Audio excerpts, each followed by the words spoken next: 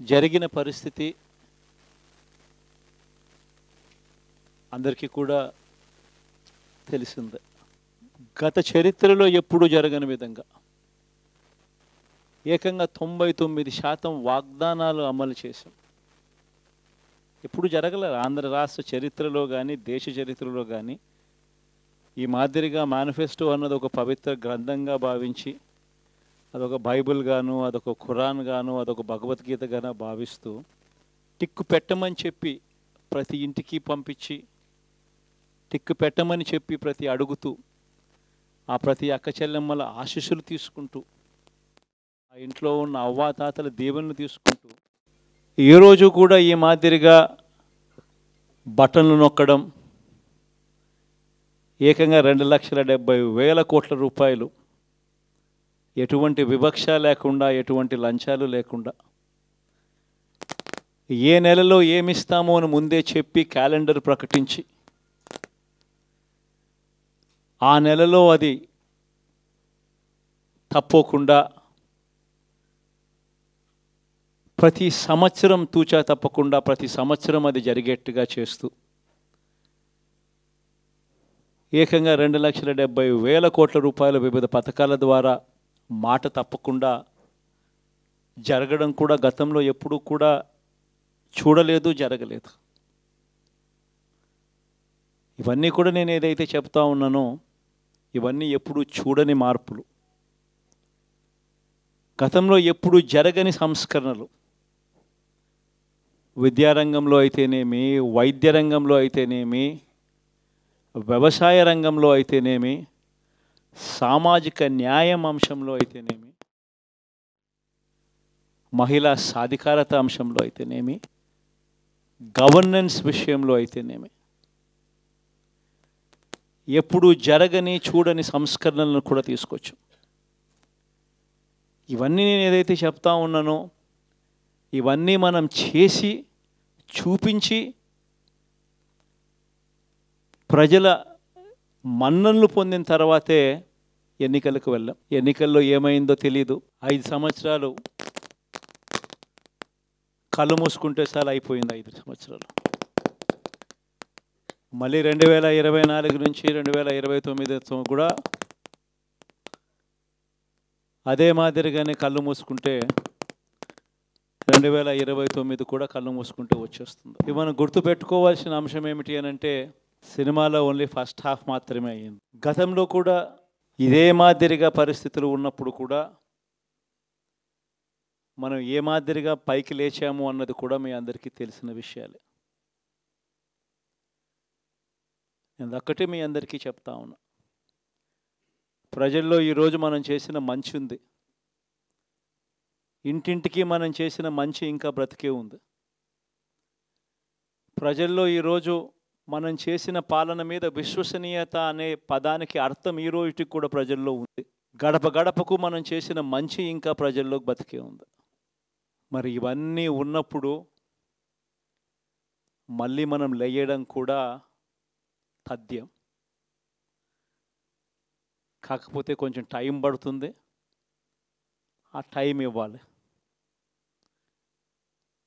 ఆ టైం ఇచ్చినప్పుడు, అది జరిగినప్పుడు, పాపాలు పండినప్పుడు ఖచ్చితంగా మళ్ళీ మనం పైకి లేస్తాం.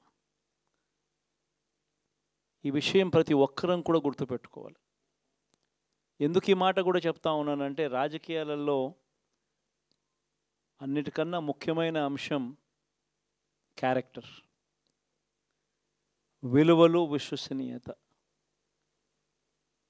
ఈ పదాలకు అర్థం తెలిసి ఉండడం రాజకీయాలలో చాలా అవసరం. రాజకీయం అంటే ఎల్లవేళలా అధికారమే కాదు. అధికారంలో లేనప్పుడు కష్టాలు ఖచ్చితంగా వస్తాయి, కానీ ఖచ్చితంగా కష్టాలు వచ్చినప్పుడు మనం ఖచ్చితంగా ఏ రకంగా రియాక్ట్ అవుతామన్నది మన చేతుల్లో ఉంది.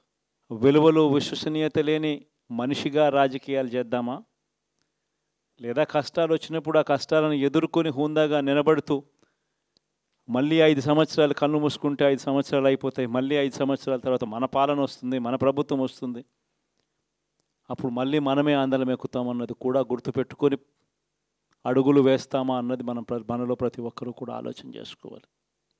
ఇదే మన ప్రభుత్వం అధికారంలో ఉన్నప్పుడు కులం చూడలేదు, మతం చూడలేదు, ప్రాంతం చూడలేదు, రాజకీయాలు చూడలేదు.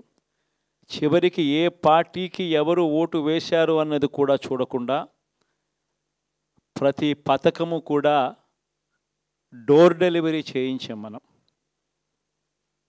అర్హత మాత్రమే ప్రామాణికంగా తీసుకొని ప్రతి పథకము, ప్రతి మంచి కూడా ప్రతి ఇంటికి డోర్ డెలివరీ చేయించాం.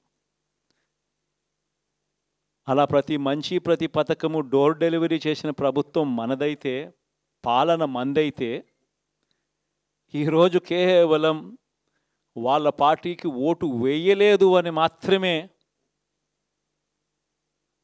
ఓటుకు వేయకపోవడమే పాపం అన్నట్టుగా ఈరోజు రావణ కాష్టం సృష్టిస్తూ ఉన్నారు, విధ్వంసం చేస్తూ ఉన్నారు, ఆస్తులు నష్టం చేస్తున్నారు, కొడతా ఉన్నారు, అవమానిస్తూ ఉన్నారు. ఇవన్నీ శిశుపాలుని పాపాల్లో భాగాలుగా ఇవన్నీ అప్పుడే పాపాలు మొదలయ్యాయి. ఒకవైపున మనమేమో మనకు ఓటు వేయకపోయినా కానీ ఏ రోజు కూడా డిస్క్రిమినేషన్ చూడలేదు. అటువంటి వాళ్లకు కూడా మనం డోర్ డెలివరీ చేసిన ప్రభుత్వం పాలన మందైతే, ఈరోజు కేవలం ఓటు వేయలేదన్న ఒకే ఒక కారణంతో ఏకంగా కొడతా ఉన్న పాలన వీళ్ళది. ఈ పాపం ఊరికే పోదు. రెండవ పాపం చంద్రబాబుది కూడా అప్పుడే పండింది. బహుశా కేంద్రం ఈ రకమైన కేంద్రంలో ఈ రకమైన పరిస్థితులు బహుశా ఎప్పుడు ఉండిండవేమో. ఈ రకంగా కేంద్రంలో 240 ఎంపీలు మాత్రమే వచ్చిన పరిస్థితులు, రాష్ట్రంలో ఏకంగా వీళ్ళకు కూడా ఈ మాదిరిగా మంచి నెంబర్లు వచ్చిన పరిస్థితులు, ఎన్డీఏలో మళ్ళీ చక్రం తిప్పుతా ఉన్న పరిస్థితులు. ఇలాంటి పరిస్థితుల్లో కూడా ప్రత్యేక హోదాను అడక్కపోవడం చంద్రబాబు చేసిన మరో పాపానికి కూడా మరో నాంది. ఇలాంటి పరిస్థితుల్లో కూడా ప్రత్యేక హోదా మనం అడిగి తెచ్చుకోలేకపోతే రాష్ట్రంలో ఏ ఒక్క యువకుడు కూడా క్షమించడు చంద్రబాబు నాయుడు. మనం కొంచెం ఈ పాపాలు పండేదాకా మనం గట్టిగా దీన్ని నిలబడగలిగితే, ముందుకు తీసుకొని పోగలిగితే ఈ పోరాటాన్ని ఆటోమేటిక్గా శిశుపాలుని 100 పాపాలు ఫాస్ట్గా ఎరోడ్ అయిపోతాయి. కాబట్టి ప్రతి ఒక్కరూ ఈ విషయాలన్నీ గుర్తుపెట్టుకోమని కోరుతాం. ఇవన్నీ బహుశా నేను చెప్పేటివన్నీ కూడా మీ అందరికీ కూడా తెలియనేటివి కాదు. కేవలం నేను మీ అందరికీ గుర్తు మాత్రమే చేస్తా ఉన్నా. కష్టాలు రావడం అన్నది సర్వసహజం. కష్టాలు ఇలా మనం ఎదుర్కొని నిలబడడం అన్నది మన చేతుల్లో ఉన్న అంశం అన్నది మాత్రం ఖచ్చితంగా ప్రతి ఒక్కరూ గుర్తుపెట్టుకోమని మీ అందరితో కూడా కోరుతా ఉన్నా. శాసనసభలో, చట్టసభలో మీ సభే అన్నిటికన్నా ముఖ్యమైన సభ అవుతుంది. ఓటు వేయలేదు అన్న ఒకే ఒక కారణంతో మనుషుల్ని కొడతా ఉన్న పరిస్థితుల్లో, మనుషుల్ని అవమానిస్తూ ఉన్న పరిస్థితుల్లో, మనుషుల్నే బలవంతంగా ఆస్తి నష్టం చేస్తూ ఉన్న పరిస్థితుల్లో ఇక ప్రతిపక్షం ఉన్నది ఒకటే ఒక పార్టీ, ఆ పార్టీకి అవకాశం ఇవ్వాలా అన్న కనీస నైతిక విలువలు వాళ్ళు పాటిస్తారన్న నమ్మకం నాకైతే లేదు. కాబట్టి మీరు చేయాల్సిన పాత్ర గొప్పది, చాలా ఉంది అన్నది మాత్రం గుర్తుపెట్టుకోండి. రాబోయే రోజుల్లో యాక్టివిటీ లెవెల్స్ అనేది ఆటోమేటిక్లీ పెరుగుతాయి.